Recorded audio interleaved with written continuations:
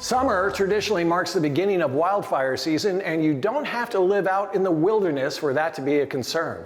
I spoke to Christine Zooey and Shannon White of PEMCO to discuss how we can all be better prepared.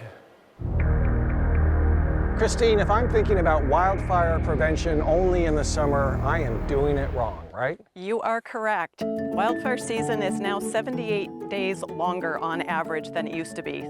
If there's no snow on the ground, you should be thinking about wildfire prep.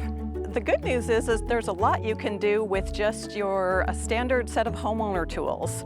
Keeping your gutters clean, keeping your lawn mowed and watered can all be very effective at limiting fire's access to your home.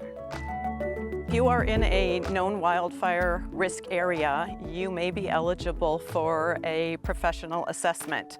Someone will come to your home and walk your property and make recommendations for your home. And I just had a friend who did this, and they were thrilled with results because the recommendations were a lot less expensive than what they'd anticipated they were going to have to do. And now they're feeling much more safe this summer. Christine, I've got all kinds of big plans for this yard. What's a good idea? What's a bad idea? Okay, well, let's start really close to the house. Right next to the house, you want to skip the beauty bark. Highly flammable and requires a lot of maintenance. Gravel or volcanic rock is a beautiful option, very low risk for fire. And then there's a lot of brush out here. That's your neighbor's property you can't do much with, but you can create a decorative fire break. So that could just be a dry creek bed, it could be paver stones, but anything that's gonna stop that fire, because believe it or not, your yard can have a big influence on protecting your home. We've come to the back of the house now. Most decks are made out of wood. I kind of like this look right here, and I bet you do too. Oh, absolutely. This is perfect. There is nowhere for embers to go and get trapped under there and start a fire.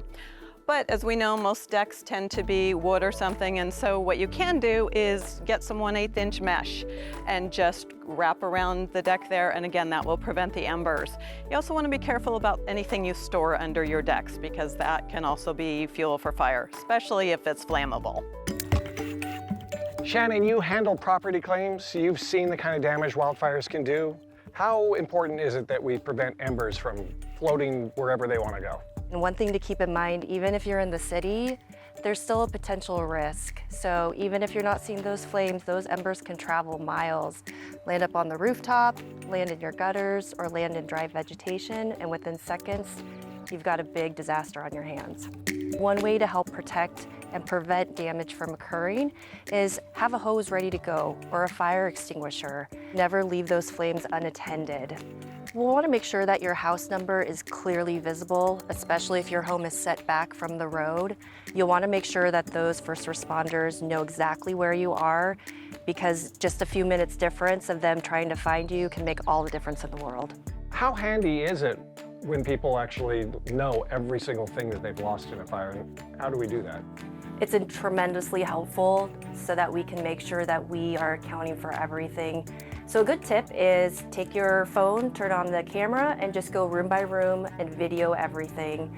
Open up those drawers, open up those closets. This is a good reminder and provides documentation for what you had. All right, my Ember Busters, Christine and Shannon, thank you so much for teaching us all how to prevent the preventable.